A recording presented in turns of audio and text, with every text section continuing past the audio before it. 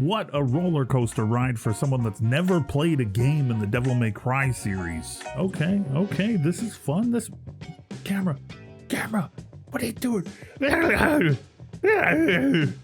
Still pretty good.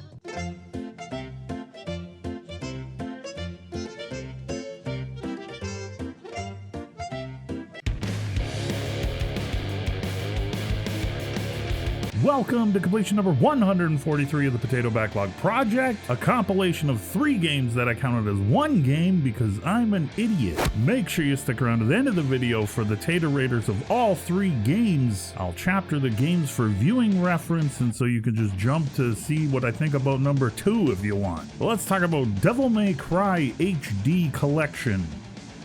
Somehow, some way, I've never played a Devil May Cry game. I owned them on PlayStation 2 back in the day, but resold them a couple times before ever playing. I know the series is loved by many, and there are a lot of games inspired by it. I've played a lot of them. Dante's Inferno, Bayonetta for example, but sometimes in life you just don't find the time. You know? Luckily, the original 3 games got an HD collection in 2012 on PlayStation 3 and Xbox 360, and that was then also re-released for PlayStation 4 and Xbox One in 2018. The first game in the series is almost 25 years old. While I do take that into consideration when going into my playthroughs, I've played a lot of older games that hold up perfectly fine in modern times, so I try not to let it be a crutch on the experience or my thoughts and feelings of the playthrough. This is my rating and experience playing in 2025 and everything that comes with that. Let's just go through each game one by one and tater rate them all. Devil May Cry is an action-adventure hack and slash game. There is some light exploration and puzzle solving involved, but for the most part, action is the name of the game. You play a cocky demon hunter named Dante, who happens to be the son of legendary demon named Sparta. Dante owns a little shop called Devil May Cry, and I guess he sits around there until people come in to hire him to kill demons. This part isn't really explained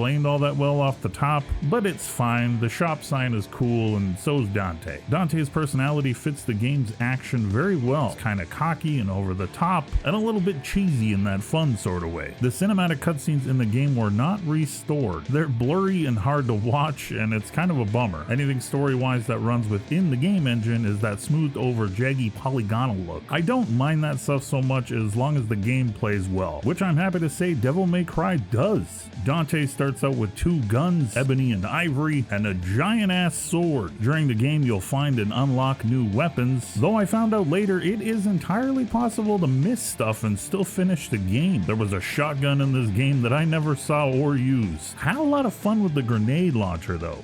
The main idea and loop of the hack and slash gameplay is combos, specifically not repeating the same moves and trying to chain kills and combos together in cool ways. You're rewarded with red orbs for better, cooler combos. You're also graded at the end of each mission on your overall performance, which then rewards you with more red orbs based on said performance. Red orbs are the currency of all 3 games. They are used to upgrade weapons, unlock new skills through those weapon upgrades, and buy items that can be used throughout your playthrough. Consumable items include health refills, damaging items like holy water, though I think using some of these can affect your mission grading at the end of the level. Orbs can also be used to upgrade the size of your health bar and devil trigger bar. The things you're able to buy in the store can also be found hidden within certain levels, making it worth exploring a little bit to try find some of these items and save your red orbs for upgrades. The combat and fighting in this game is fun. It feels fluid, but it did come with a few issues. There is no tutorial system or great explanation of how things work. It's very much pick it up and try things. I figured out quickly you can't just mash buttons to get the desired results. Combos require certain timings, and Dante would do different sword swings depending on the timing of my button presses. I was actually a few missions into the game when I finally realized I could pop enemies up into the air. Figuring out how the devil trigger mechanic worked, and that I also had a different set of moves from that, took a little bit of time as well. In a way, I did enjoy this. It felt like more old school gaming. Wasn't anybody out there holding my hand. This game is meant to be played through multiple times, so the first playthrough being the discovery playthrough worked for me. Though in modern times, newer gamers may be turned off by this. My potato advice is to stick with it and don't look up too much on the internet. Working through and discovering things on my own was a big part of the fun I had with this game. The difficulty of Devil May Cry is high, so it did get a little frustrating early early on dying because I didn't know what the hell was going on. It frazzled me a little bit, but I didn't break. Once I figured out the systems, I started to see the beauty in it. And then we kind of hit wall number 2.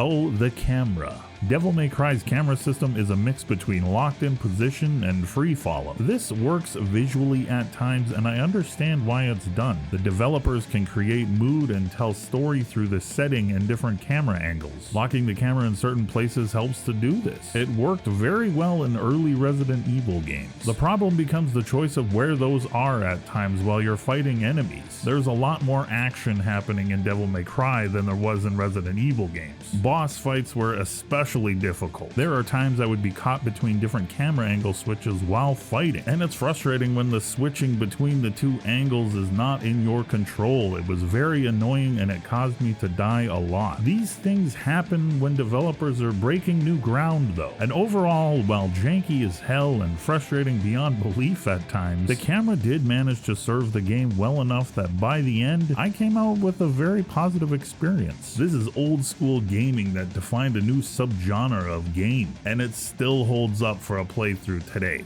3 super solid happy potato faces out of 5. There is some boss repetition that's probably due to technical limitations of the time. There's the camera issues, and there's a mechanic when fighting the nightmare boss that just isn't very fun at all. Overall though, really good. The roller coaster I spoke of off the top takes a big dip into Pooville here with Devil May Cry 2. Now I had read that this game wasn't great, but you don't know how not great it is until you experience it for yourself. Fresh off my playthrough of the first Devil May Cry, I figured, what's the worst case here? It's boring and repetitive, that's fine, I can handle that. No, it wasn't fine, and I was wrong. I was stupid and I was wrong. I don't know if I've played a worse video game sequel that has come on the heels of a very successful first good game ever. If you can think of one, please let me know in the comments. They dropped the ball, the biscuit, the basket. If you could hold it, they dropped it. They dropped it all. Devil May Cry 2 fails on all levels, except maybe one. Dante looks cool. That's it.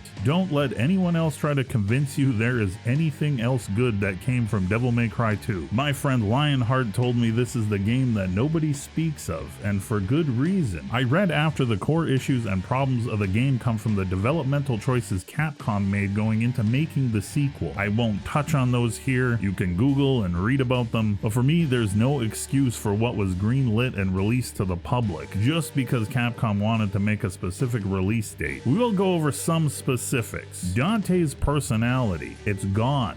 This is super serious Dante now. The wisecracking let's rock Dante of the first game is no more. It's like someone John Wicked his dog between games. No, you know what? John Wick was still cool as hell after they killed his dog. This Dante is bland, soulless, lifeless, and boring, but he does look cool.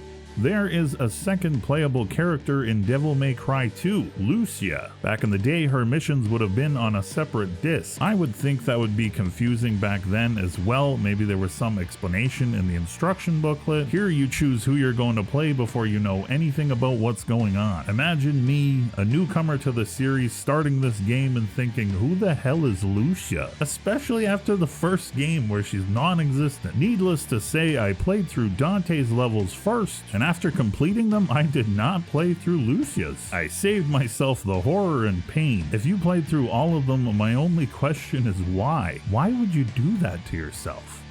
Story-wise, the explanation of what's going on is very thin as well. It's not even worth mentioning here. It's stupid. Gameplay-wise, they could have literally copy-pasted from the first game, fine-tuned the camera issues, and probably had a really solid sequel here. The worst case, people would say it's too much like the first one, but it's still really fun to play. But they decided to make using Dante feel like shit. Someone in that room must have looked at everyone while they put together a plan to make this game and said, hey guys, let's make using Dante and Devil May Cry 2 feel like shit.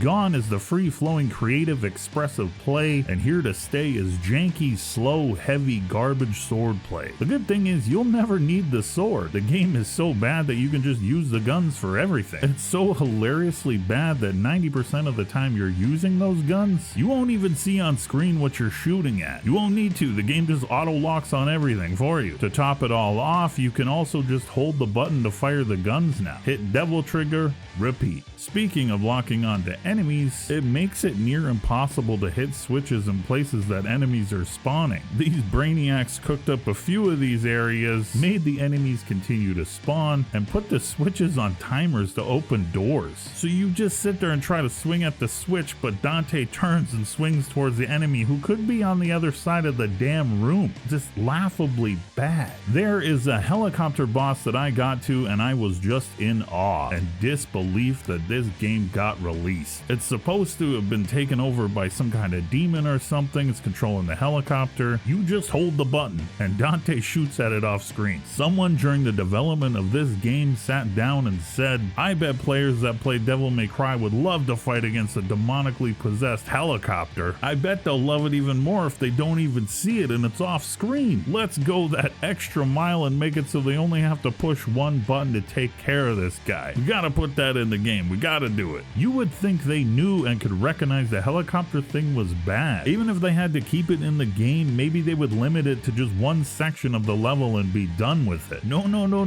This is Devil May Cry 2. So this is a multi-sequence encounter to defeat this boss. This damn helicopter is here to stay until you get to the final sequence and hold that button down for another 20 minutes of your life. There are times in life when I wonder if my love for video games will be my undoing. Financially, socially, mentally, I was walked to the edge of sanity and rational thought as I played through this giant piece of shit. Please don't play this game ever. We could also mention the horrible level design, bland textures, wide open, too large, nothing to explore, time-consuming garbage world, but we won't. We could maybe also touch on the unlock system and abilities or lack thereof. In the first game, you could unlock new fighting abilities through upgrading weapons. Here you just upgrade the weapon and it does a little bit more damage. At least I think it does. Remember, this is Devil May Cry 2, where they actively went out of their way to regress from everything established in the first game. But we aren't going to talk about the abilities and the upgrades. We're just not. The rarest 5 potato asses out of 5. Even Dante's dope ass look could not scrounge up even one happy potato face for this piece of shit.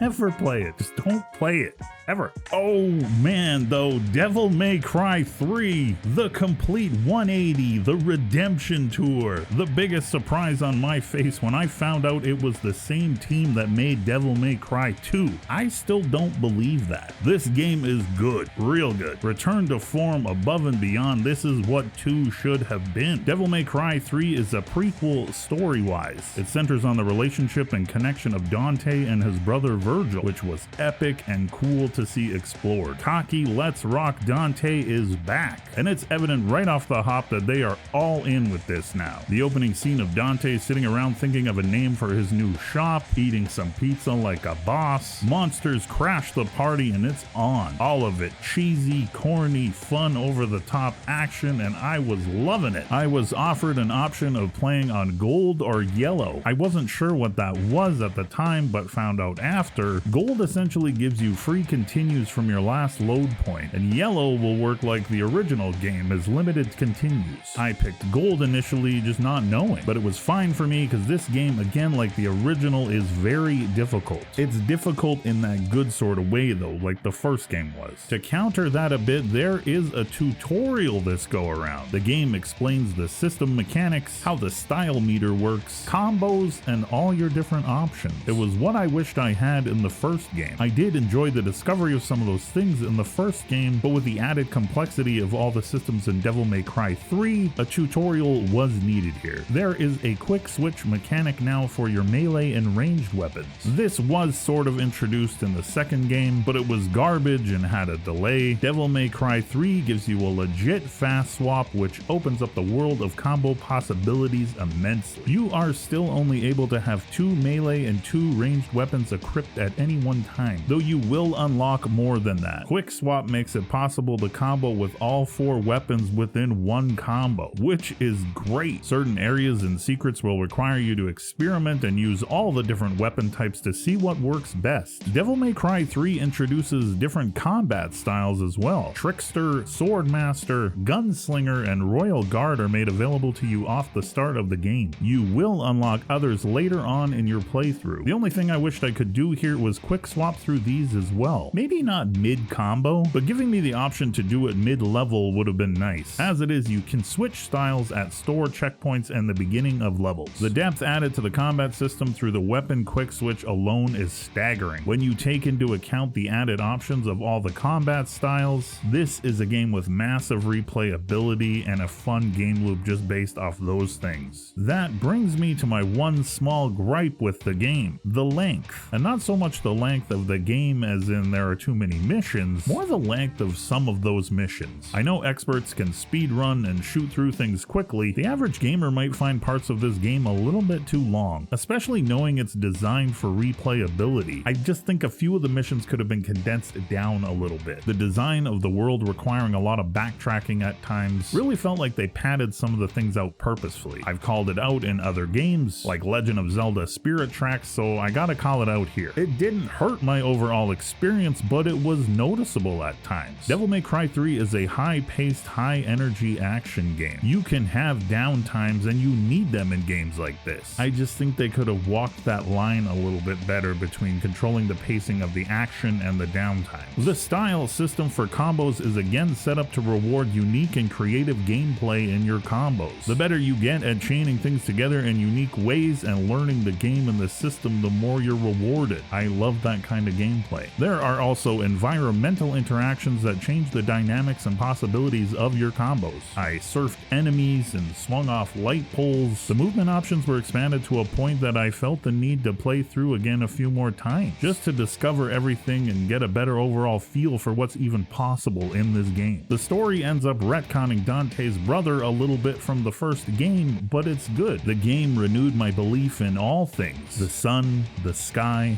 giant swords. The downer I was on after 2 made me wonder how Devil May Cry 3 got made at all. I feel bad for anyone that spent money on 2 back in the day, all 3 million of you, but at the same time, thank you. Because without Capcom duping you into buying that piece of shit, we probably never would have got Devil May Cry 3. The easiest 5 happy potato faces out of 5. I loved Devil May Cry 3. It set the bar for me, and the last 3 Devil May Cry games I have in my backlog have a lot to live up to. With that, the Backlog project rolls on. Thank you so much for watching. Share your experience with these games. If you played through 2 back in the day, let me know. Let me know about it.